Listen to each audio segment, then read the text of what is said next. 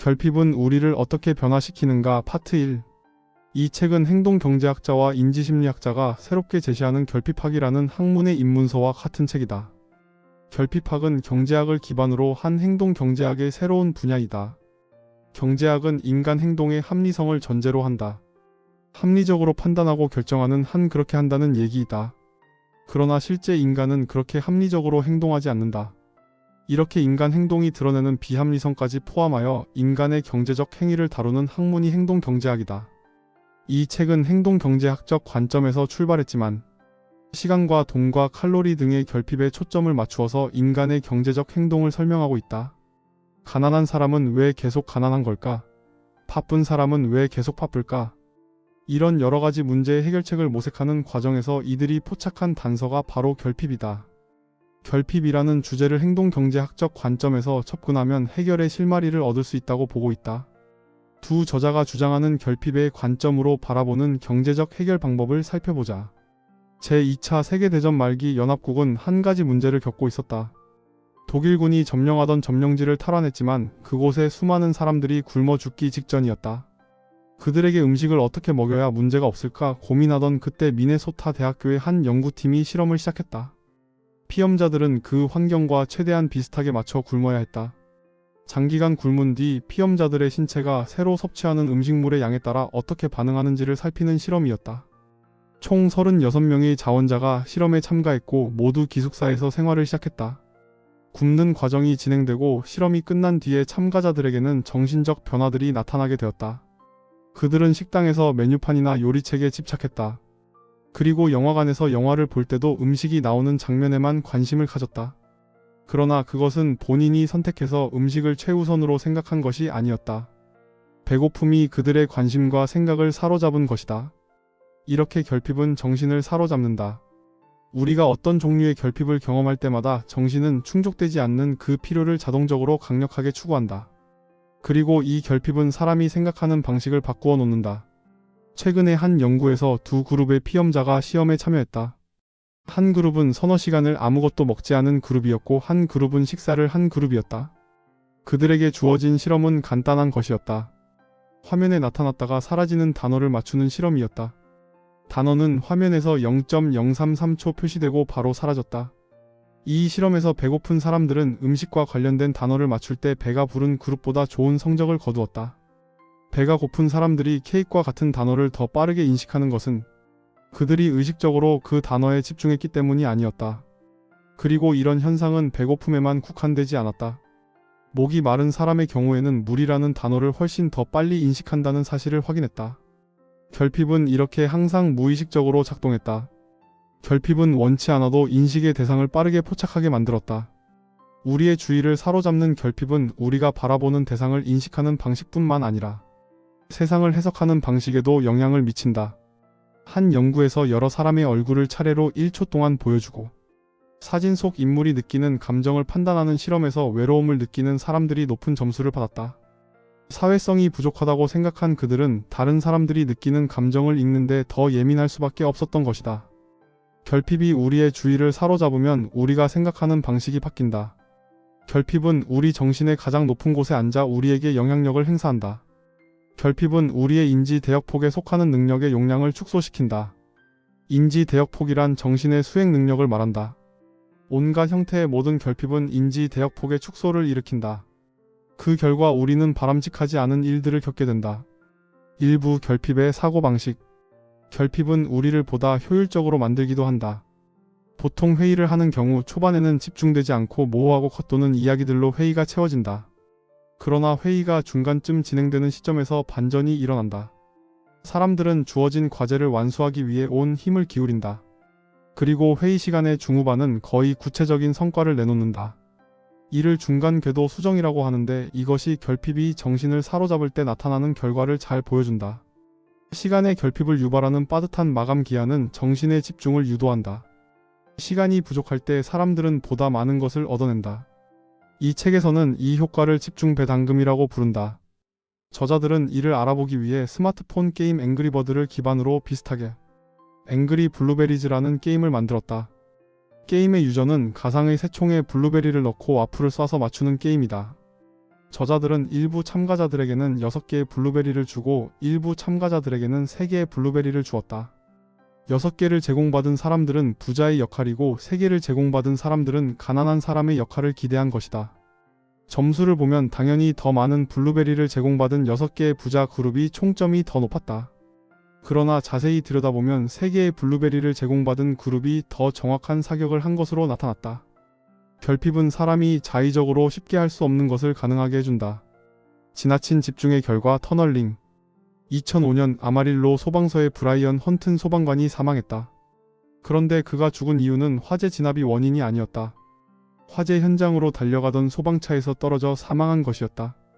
긴급하게 소방차가 화재 현장으로 달려가다 우회전을 하던 때 차의 왼쪽 뒷문이 열리면서 안전벨트를 하지 않은 헌튼이 차량에서 떨어지면서 머리를 심하게 다쳐 병원으로 이송했으나 사망했다.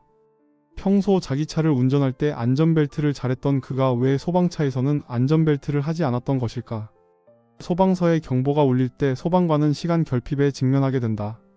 신속하게 소방차에 탑승해 현장으로 가면서 여러가지 준비를 마쳐야 한다. 짧은 시간 동안 많은 준비가 이루어져야 한다. 이렇게 어떤 한 가지에 집중한다는 것은 다른 것들을 무시한다는 뜻이다. 쉽게 말해 결핍이 사람들로 하여금 터널링을 하도록 만든다는 것이다. 시간의 결핍은 당장 임박한 결핍을 제어하는 데만 집중하도록 유도한다. 터널링이란 저자들이 고안한 용어로 터널 시야 현상을 유발하는 상태를 말한다. 긴 터널 안에 들어서면 저 끝에서 빛이 보이는 출구 이외에는 다른 것들이 보이지 않는 현상을 터널 시야 현상이라고 부른다. 소방관들이 긴급하게 준비하고 현장으로 출발하는데 집중하는 것은 터널링을 하는 것이다. 이때 소방관은 긴급한 일 이외의 것들은 생각지 못하는 터널링에 빠지게 된다. 이렇게 결핍은 우리가 현재 가장 중요해 보이는 것에 집중하도록 만든다. 그리고 이렇게 들어간 터널링은 중요할 수도 있는 다른 것들을 무시하게 만든다. 우리는 터널링에 사로잡혀 있을 때 선택이 달라진다. 터널링의 메커니즘은 목표 억제이다. 어느 중요한 목표가 활성화되면서 이것이 다른 경쟁 목표들을 가로막는 것이다. 그래서 소방차를 타고서 안전벨트를 하는 것이 머리에 떠오르지 않게 되는 것이다. 이렇게 억제는 결핍이 가져다주는 이익이면서 동시에 손해이다. 한마디로 정리하면 결핍을 느끼면 우리는 한정되고 부족한 것을 낭비하지 않기 위해 평소보다 강한 집중을 하게 된다. 오직 현재의 그 문제를 해결하는 것에 집중하면서 주변의 것들이 보이지 않는 터널링 상태에 들어가고 집중한 목표에 더 많은 인지 대역폭을 사용하기 때문에 목표를 달성할 수 있게 된다. 이를 집중 배당금이라고 부른다. 그러나 그렇게 한 가지에 집중한 만큼 다른 것들은 철저히 무시되어 버린다. 저자들은 이렇게 터널링에 의해 다른 것들이 무시되어 발생하는 문제들을 터널링 세금이라고 부른다.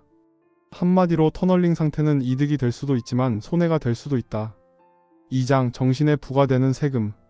결핍은 우리를 끊임없이 터널 안으로 끌어들임으로써 우리의 대역폭에 세금을 매김으로써 우리 두뇌의 역량을 제한한다. 대역폭에 세금을 매긴다는 표현은 두뇌 활동에 제한을 건다는 의미이다. 정신에 가해지는 사소한 제약은 커다란 차이를 만든다. 같은 학교의 6학년 학급을 반으로 나눠 한 그룹은 옆에 기차가 다니는 방향의 교실을 위치하고 한 그룹은 기차 소리가 들리지 않는 반대 방향으로 교실을 조정했다. 그리고 학생들의 학습 능력을 조사해보니 기찻길 옆에 위치한 교실에서 공부한 6학년 학생들은 조용한 반에서 공부한 6학년 학생들과 무려 1년 정도의 학습 수준이 차이가 나는 것으로 밝혀졌다. 작은 소음에도 1년이나 학습 수준이 뒤처지는 커다란 결과를 가져왔다. 외부의 소음이 사람들로 하여금 명쾌하게 생각하지 못하도록 산만함을 조장하듯 결핍도 사람들의 내면에 그런 혼란을 생성한다. 결핍은 우리를 사로잡아 주의력을 잃게 만들기도 한다. 어떤 연구에서 피험자들에게 모니터에 빨간 점이 보이면 버튼을 누르는 간단한 실험을 진행했다. 빨간 점이 나타나기 전에 음식 사진이 중간중간 나타나기도 하는 반응 실험이었다. 그런데 한 그룹은 다이어트를 하지 않는 그룹으로 나누고 다른 한 그룹은 다이어트를 하는 그룹으로 나누었다. 이 실험에서 빨간 점이 나타나기 전에 음식 사진이 나타날 때 다이어트를 하는 그룹의 피험자들은 음식 사진이 사라지고 나오는 빨간 점을 못 보는 경우가 많았다. 심리학자들은 이 현상을 주의력 상실이라고 부른다. 다이어트를 하는 사람들은 음식 사진이 사라지고 나서도 그 음식을 생각하느라 주의를 빼앗긴 것이다.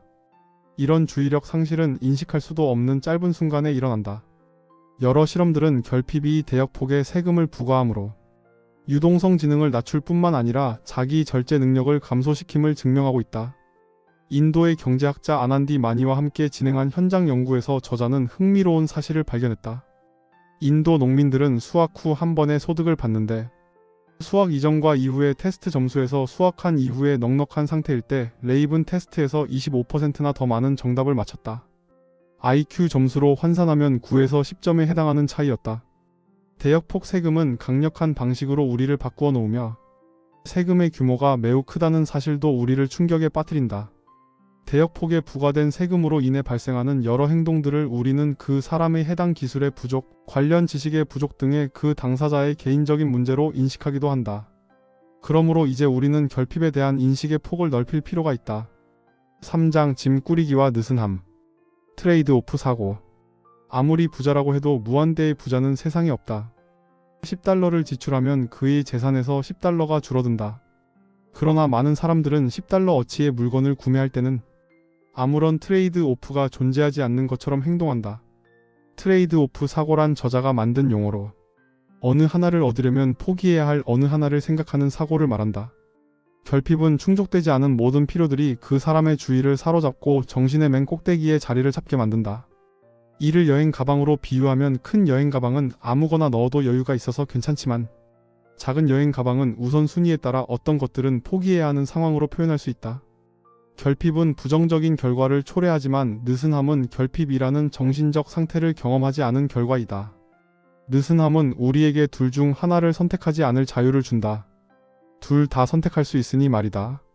느슨함은 트레이드 오프를 해야 할 필요성을 면제해 줄 뿐 아니라 실수를 하더라도 희생을 감수하지 않아도 되게 해준다. 느슨함은 실패를 해도 괜찮을 여유를 제공한다. 4장 결핍이 만든 전문가들. 인간의 인식에 대한 실험이 있었다. 독일의 의사였던 에른스트 하인리히 베버는 우리가 인식하는 비율이 무게의 30분의 1이라는 것을 밝혀냈다. 만약 3kg짜리 무게를 들고 있다면 30분의 1인 0.1kg을 추가해야 무게의 변화를 느낄 수 있다는 것이다. 베버는 또한 인간의 인식이 고도로 상대적임을 입증했다. 그런 상대적인 인식을 이용하여 세제 회사들은 세제의 뚜껑을 작게 만들어 세제를 조금만 담아도 가득 차 보이게 만들었다. 사람들이 절대적인 양이 아니라 상대적인 양으로 판단하기 때문이다. 그러나 이런 상대적인 인식은 경험과 교육을 통해 극복할 수도 있다. 전문적으로 교육받은 음악가 집단은 뇌의 이러한 상대적 인식의 오류를 넘어서는 결과를 보여주고 있다. 전문성, 즉 특정 분야에 대한 깊은 이해가 직관적인 인간의 인식 자체를 바꿀 수 있다는 것이 밝혀졌다. 그런데 결핍도 이런 경향을 보여준다.